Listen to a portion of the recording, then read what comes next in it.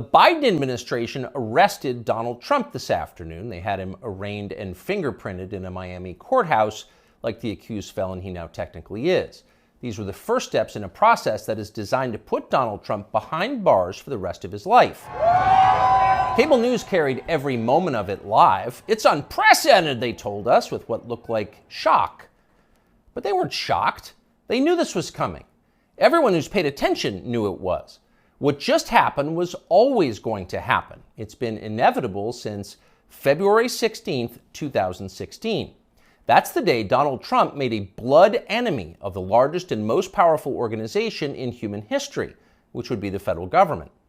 Despite what you may remember, it wasn't anything that Trump had said about immigration or trade with China or rapists from Mexico.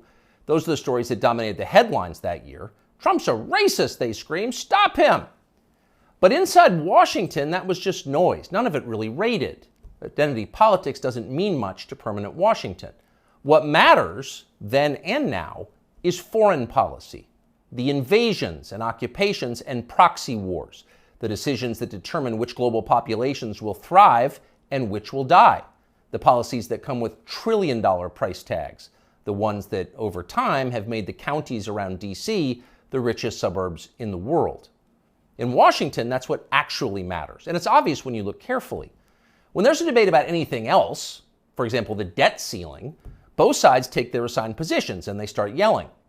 But when Congress decides to start a war, no matter how foolish or counterproductive or obviously disconnected from America's core interests that war may be, when that happens, the leaders of both parties automatically jump behind it like circus clowns. And then they stay there, sometimes for decades. They defend that war relentlessly against all evidence until somebody finally rings the all-clear bell and they can begin to admit that actually, maybe it wasn't such a great idea. We meant well, but it just didn't work out. The good news is we've learned a lot of important lessons. In the end, they usually do say something like that, but only after emotions have cooled and the damning details have begun to fade from collective memory. It's an apology that's not actually an apology, much less repentance, and it's years too late to matter in any case. But until then, that's all you're getting. Until then, no dissent is allowed. That's the first rule of Washington. But somehow, Trump didn't bother to follow it. He is from out of town, so maybe he didn't know it was a rule, or maybe he just didn't care. Either way, 7.5 years later, we can point to the precise moment that permanent Washington decided to send Donald Trump to prison. Here it is. It's from the Republican candidates debate in Greenville, South Carolina. We should have never been in Iraq. We have destabilized the Middle East. They lied. They said there were weapons of mass destruction. There were none, and they knew there were none. There were no weapons of mass destruction. All right. We should never have been in Iraq, Trump said. We destabilized the Middle East. Now, by the time Trump said that, a lot of Republican primary voters were starting to reach the same conclusion. How could they not? But it was the next line that doomed Trump to today's arrest. They lied, he said. There were no weapons of mass destruction, and they knew there were none. Now, when he said that, a few in the crowd booed. Most just sat there in silence, stunned. Can he say that? Well, he said it anyway. And by saying that, he sealed his fate. That was the one thing you were not allowed to say, because it implicated too many people on both sides, which on this topic is really just one side. Hillary Clinton was guilty of it, but so was Paul Ryan. All of them were guilty. They all knew, they all lied. And to a person, they hated Donald Trump for exposing them. After that, it was pretty clear that even if he did get elected president, Trump was going to have a very hard time controlling the federal government he was supposed to be in charge of. Most of permanent Washington decided that thwarting Trump was the single most important mission in their lives. Everything depended on it. Many of them said so publicly. But others didn't say so publicly. In fact, the stealthier ones took another path. They ran toward Trump, not away from him. They sucked up to him. They ingratiated themselves with the man they intuitively understood was susceptible to flattery, which Trump is. And they did this in order to subvert his new administration from the inside. There were a number of these, and you could spot them immediately. They were flatterers.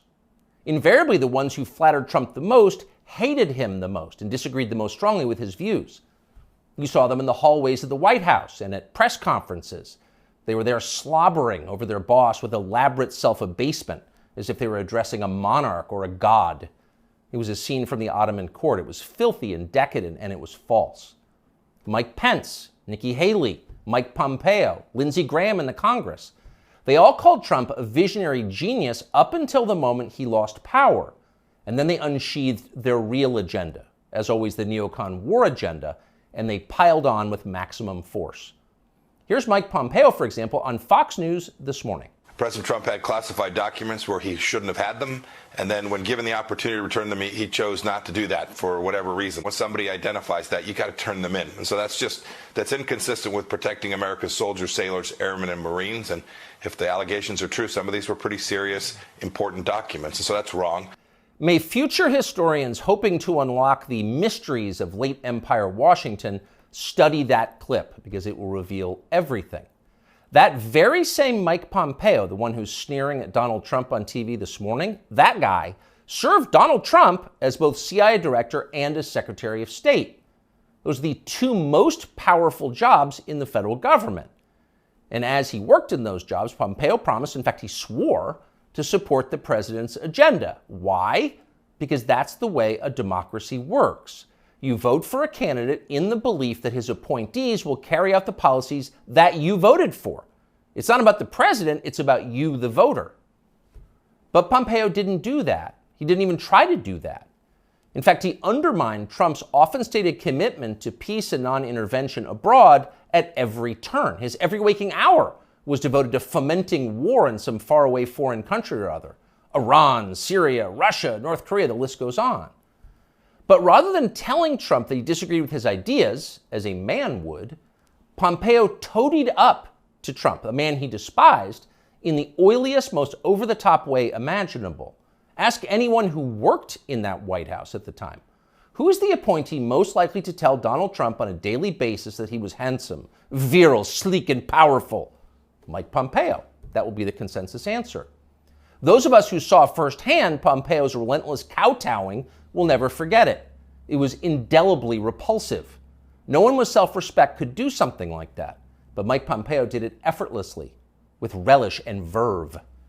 Now, this same person is telling Fox News viewers that he fears for the safety of our military, our soldiers, sailors, airmen, and Marines, in the approved phrase, because Donald Trump took some classified documents home and didn't immediately return them to the National Archives?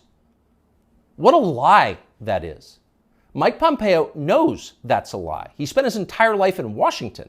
Washington is a city where internal memos about Labor Day are classified because everything is classified. Your government has classified more than 1 billion federal documents, most of them boring and pointless and a danger to no one, and locked them away in secret where you can't see them because you may be an American citizen, but not really, and therefore you don't have the necessary clearances to know what's going on.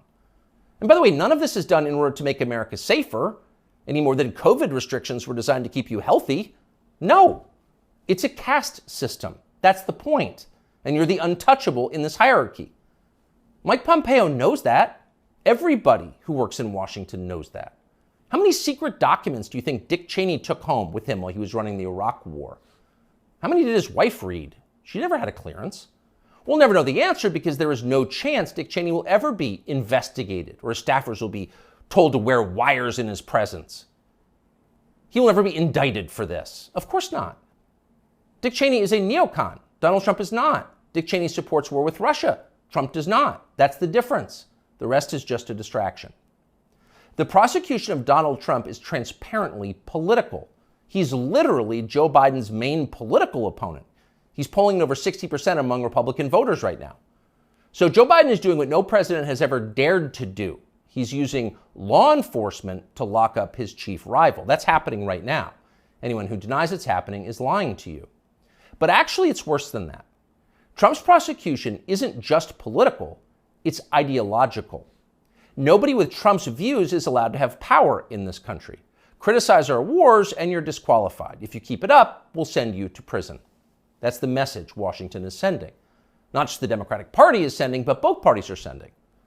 Like so many Republicans, for example, the supposedly conservative governor of Texas, Greg Abbott, spent yesterday totally ignoring the destruction of the American justice system. Instead, he signed a highly important bill called the Crown Act, which, according to the celebratory tweet Abbott sent commemorating it, will, quote, prohibit discrimination based on textures and hairstyles historically associated with race. In other words, in Texas, cornrows are now protected by law. Having unapproved views about Ukraine is not. That's fine with most elected Republicans. They find Trump tiresome and embarrassing. Their donors hate him. They will not be sad if he dies in jail. But what about voters? What are they learning from this spectacle? Well, mostly they're learning that they have no power at all because nobody cares about them. But they already knew that. Unlike so many of our elected leaders, they have been to America recently. They know what it looks like. Have you seen it? If you've got a few days this summer, find out. Take a road trip and see for yourself. Drive 500 miles in any direction and then come home. How are things looking? Well, they should look great. The federal government spent $6.5 trillion last year. That's more than any government has ever spent, ever. So at the very least, you would expect pristine public roads. Oh no, that's not what you see when you drive around this country. There are potholes and Jersey barriers everywhere. Looks like Tegucigalpa before the Chinese decided to rebuild the infrastructure of Honduras. We don't have China buying our roads. So they're falling apart. You'd think the people you would pass on your road trip would look happy and prosperous. Again, this is a very rich country. But a lot of them don't. Quite a few appear to be strung out on drugs. You see them shuffling by shuttered storefronts in small towns. And you wonder, as you see all of this, where did all the money go? It's certainly not here. Well, it's in Washington. It's in Fairfax and Loudoun counties, and in leafy, perfectly manicured Northwest D.C. And of course, a huge chunk of it went to Ukraine, to Zelensky and his friends. Not because you voted for that. You didn't vote to give it to them. You never would. But because Joe Biden and his many allies, from Chuck Schumer to Mitch McConnell to Paul Ryan and every single news anchor on all of television, all of them believe that Ukraine, its borders, its future, its infrastructure are all more important than the town that you live in. They sincerely think that, and it's obvious. Everyone in power thinks that, except for Donald Trump. Whatever else you say about him, Trump is the one guy with an actual shot at becoming president who dissents from Washington's long-standing pointless war agenda. And for that one fact, they're trying to take Trump out before you can vote for him. And that should upset you more than anything that's happened in American politics in your lifetime. Even if you don't plan to vote for Donald Trump, even if you would die before voting for Donald Trump, which is your right, and a lot of good people feel that way, even still, the destruction of our democracy, which is the right of voters to support any candidate they want, even candidates who don't want war with Russia, the destruction of that should keep you up at night. Yes, Donald Trump is a flawed man, but his sins are minor